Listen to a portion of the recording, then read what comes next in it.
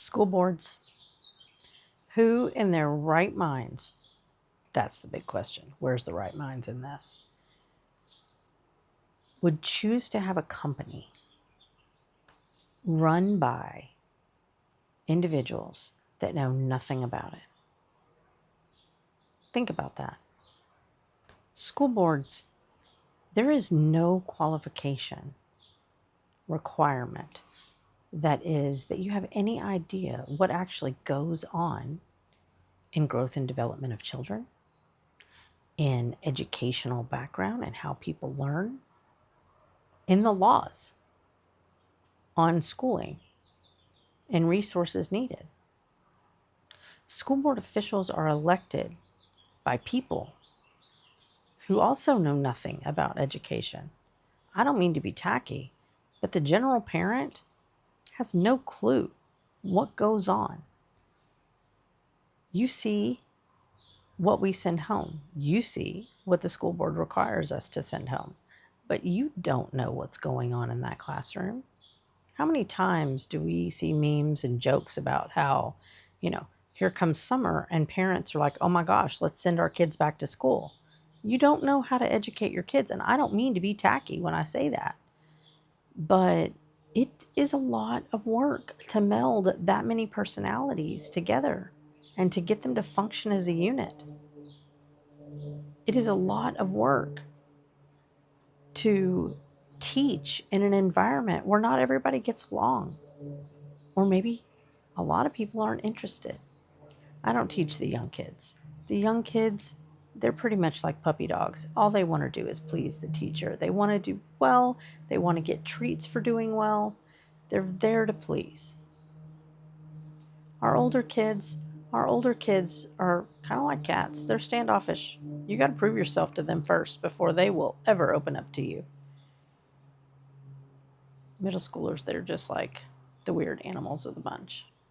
I realize I have completely gone off into a psychology trip on this, but middle schoolers and the teachers that teach them, they're the people that have like reptiles for animals and rats and ferrets and all the funky little creatures. They're not as straightforward. It's not a straightforward time of life. So anyway, let's go back to school boards. School boards are people who have been elected, so it's basically a popularity vote. It's a popularity vote about who's going to run your schools. And if they're anything like the schools in my area, which they probably are, we now have governmental PACs that push forward a candidate and get their name out there and run on some platform that that person may or may not uphold, just to get them elected. And it's considered a stepping stone to get into politics. It has nothing to do with actually educating your kids and what's best for them. Like, who thought this idea was a great idea? Do you know? I'm serious. As an individual, do you know that my paycheck is signed by the school board president? That the school board, these elected officials that know nothing about education, are actually the ones responsible for hiring the admin and then approving teacher contracts and approving who can and can't be a teacher? Like, think about that. They know nothing about education and they have all the responsibility of making the hiring decisions from the top down. It's ridiculous.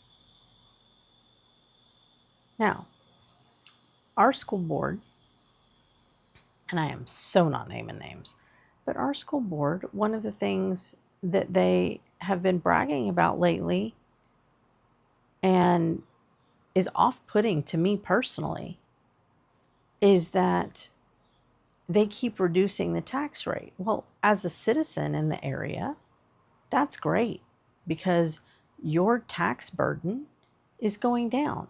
But you know why it's going down in this area? Because these people have a lot of money. But what's happening? We're still starving. We're complaining. We're cutting budgets on an already minuscule budget at school, right? We're taking out resources that teachers need, but we're making those taxpayers happy. And I get it. You don't want to pay taxes. No one does. Well, okay. That's a little far-fetched because I actually don't mind paying taxes as long as they go back to being useful. But I get that you don't want a high tax rate. Lower your square footage. Don't have a 10,000 square foot house. Don't have a 5,000 square foot house.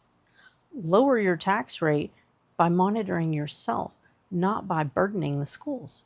You moved into the area for the school district. You thought the school district was good. So now support it. And then there's complaints. Well, we don't get the money back for the schools. We pay to the state, and my school district pays a ton of money to the state, and we get very little back. So I also understand the idea behind this tax burden being reduced because they're paying a ton and they're getting barely anything back from the state. I get that, right? But again, we're already struggling at the school level, so every bit that you reduce on you hurts us more. But let's go back to this whole argument about you don't agree with how much the state pays us.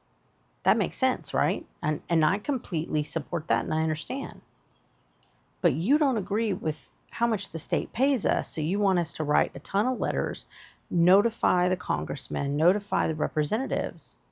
But come election time, you vote those suckers right back in. You don't change how you vote. So you want the tax burden released, and yet you continue to create the cycle that caused the problem to begin with. It doesn't make sense. School boards are atrocious. I look at all the things that our school boards do and don't do for our campuses. And yeah, to me, they're much more harmful than they are good. And it's all about the structure and the setup. It's how the people are elected to be on the school board. There should be more teachers in the district that are qualified, that have taken courses in running a school. But they should start out teachers so they know what's in the classroom. And I think they should have a minimum time of teaching. None of this whole, well, I got a teaching degree, so now I'm eligible to be on the school board. We don't get to bypass classroom experience. I think you should have a few years of classroom experience, probably 5 at least, because your first couple of years of classroom experience, all you're doing is drinking water from a fire hose. You really don't understand.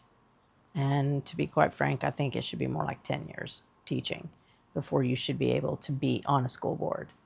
But I do think you should be on the school board in your district so you see what's going on. And I think you should have people at all levels. Elementary, middle school, intermediate, if that's how you go, and high school. I think you should have teachers at all levels who can represent what's going on the campuses. I think that's a big deal. Yeah, you need people from outside. Do you though? I don't know that you do. Maybe you just hire people for money and budget, like you do in any other business. Maybe you don't actually have them on the school board. Maybe you make the school board a paid position where you sample employees. Maybe they're hired by committee. I don't know. I don't know what the answer is, but I know it's not what's going on. I know it's not the current answer, because the current answer is quite, well, non-productive. It stops the growth process. It hinders education. And the whole point of a school board, of a school district, is to educate. And what I see is that they create policies that stop education. They create policies that allow for parent interference. And I know I'm going to catch a lot of flack on that. I'll come back to that in another video. They create policies where everybody wins but education and the educators. Everybody wins, but the people involved in education actually doing the work and the education itself. That's kind of, I don't know, a non-working environment.